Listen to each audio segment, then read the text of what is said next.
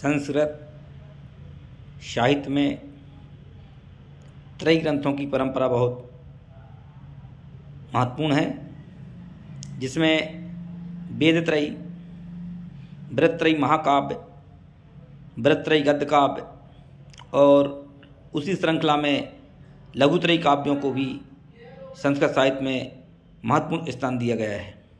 और इन लघुत्रयी ग्रंथों में महाकवि कालिदास के 3 काव्य रघुवंश, कुमार संभव एवं मेघदूतम हैं।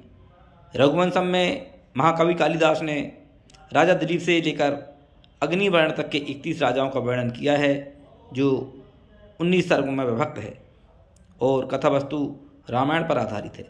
उसी प्रकार कुमार संभव महाकाव्य में महाकवि कालिदास ने 17 सर्गों में रचना करते हुए शिव पार्वती विवाह, कार्तिकेय का जन्म एवं ताड़कासुर का वध प्रमुख प्रसंग हैं। कथा वस्तु पौराणिक है। और लघुत्रय की श्रेणी में अंतिम महाकाव्य जो है मेघदूतम है, जो महाकवि कालिदास की एक बहुत ही उत्कृष्ट कोटि की रचना है, जिसमें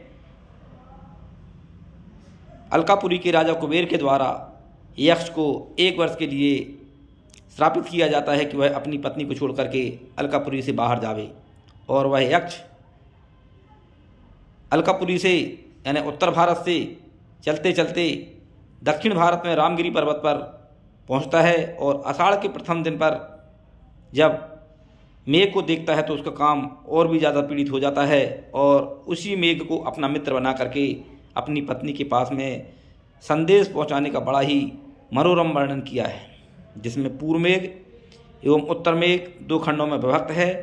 पूर्व मेघ में रामगिरी पर्वत से अलकापुरी तक के प्राकृतिक सौंदर्य, नदी, पर्वत, पठार, कृषि इत्यादि का बड़ा ही भौगोलिक चित्रण किया गया है, जो भारत की भौगोलिक चित्रण का एक साक्ष्य प्रमाणित होता है। और उत्तर मेघ में अलकापुरी के सौंदर्य का बड़ा ही बहुत सुंदर वर्णन किया है।